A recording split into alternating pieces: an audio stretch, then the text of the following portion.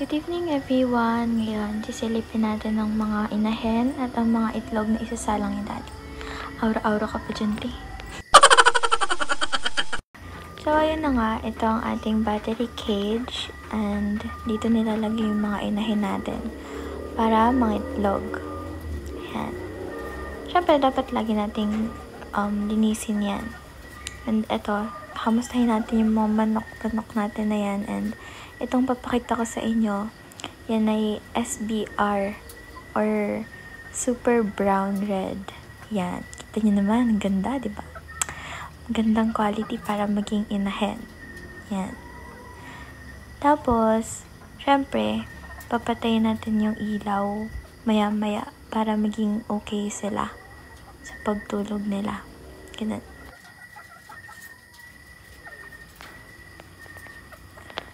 Ito naman, meron pa tayo dito isang ipapakita sa inyo. Nakalimutan ko kung ano to.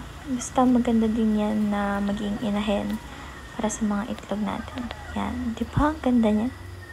Ngiti pa. So yan. Siyempre, babalik natin. Himas-himas muna. Ganun. Pag natin balik. Para kabati tayo ng inahen natin. Yan. Oh, ganap na ganap talaga si ate. Kala mo talaga. Ngiti pa. Ayan, balik natin yan dyan. Yan, yun yung mga inahin natin. Siyempre, tingin-tingin hanggang dulo. Kunwari pero takot talaga yan matuka. Diba? Tapos, ayan, dito naman tayo sa kabila. And, ayan, papakita ko na naman sa inyo tong ating inahin dito sa gawing kaliwa. Yan. Siyempre, pipili tayo ng mabait na manok na inahin.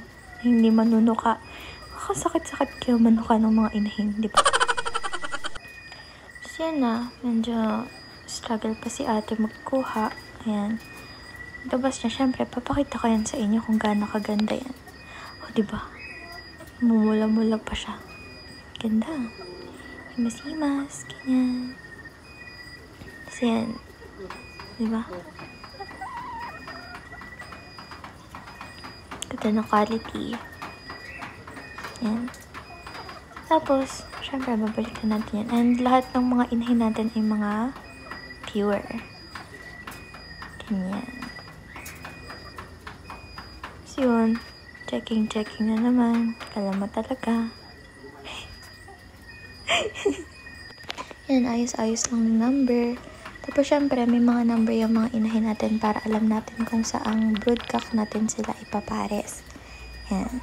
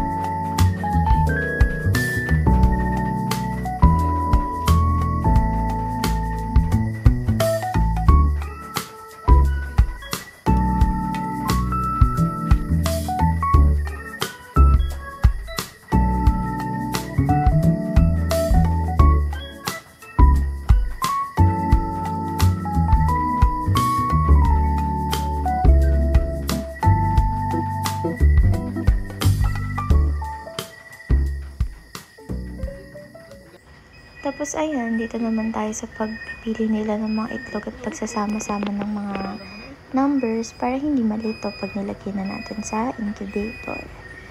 Yan, tapos ayan naman ang incubator natin. Yan si Daddy, sinaset up niya yung incubator. Ito naman, nagsasalang na si Daddy, nagsistart na siya maglagay ng mga itlog sa incubator natin. Siyempre, tatanungin natin si Daddy about dyan. Yan na.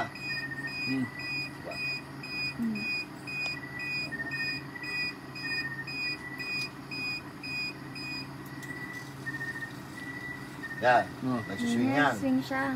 Yan, nagsuswing Anong yan. purpose, Daddy? Ba't nagsuswing? Kasi siya automatic.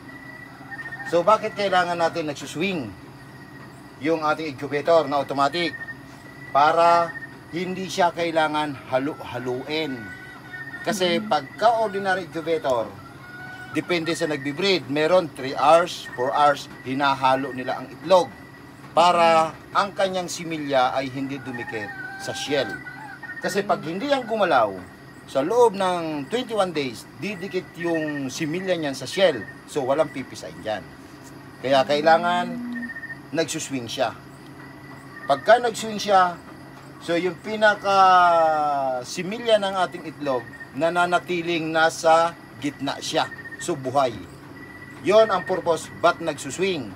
Ang pinagkaiba ng automatic at ordinary. Kasi pagka matic, hindi mo kailangan halu-haluin yan. Kusa na siya magsuswing. Ito, nakaset up to ng every 1 hour, nagsiswing siya. Every 1 hour. Yan, ganyan. So, aabangan na natin siya sa loob ng 18 days. Pagdating ng 18 days, so itatransfer naman siya natin dito sa ating hatchery. 3 days naman siya dito bago siya mamsa. So, ganito naman yan. Tulad nga, may nakasalang tayo, ano? Yan. So, ang pisa nito ay 21. So, ganyan naman siya. So, hindi ko lang siya nilagyan ng ilaw. Yan. Para yung bloodline naman niya, bakit natin ililipat yan? Para yung bloodline niya ay hindi maghalo-halo. Kasi itong ating box, may kanya-kanyang pitak yan. So, bawat isang bloodline, isang pitak siya. Isang bloodline, isang pitak siya. So, mamisa siya, may taklob yan. Hindi makakalundag ang sisiyo. So, hindi maghalo-halo yung bloodline. Yun yung purpose nito. Edi dyan na sila pipasa, Daddy. Oo, every 3 days. Bago mamisa, ililipat na sila. Anong ginagawa sa ano? Yan. Hindi.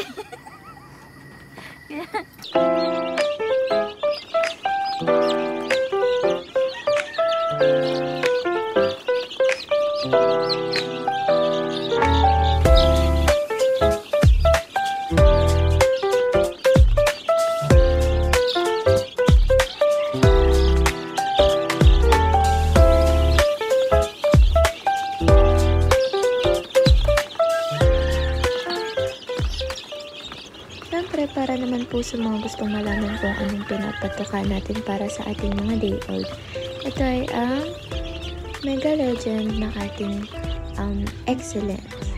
Siyempre, yung mga pinapatuka talaga natin sa ating mga sisu, siyempre dapat quality talaga para maganda yung kanilang simula, ang kanilang paglaki. Yan.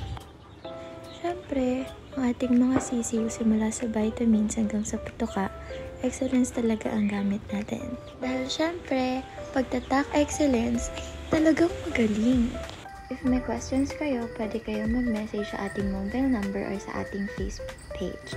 And also, please like, share, and subscribe our YouTube channel to get more updates. Thank you! Bye-bye!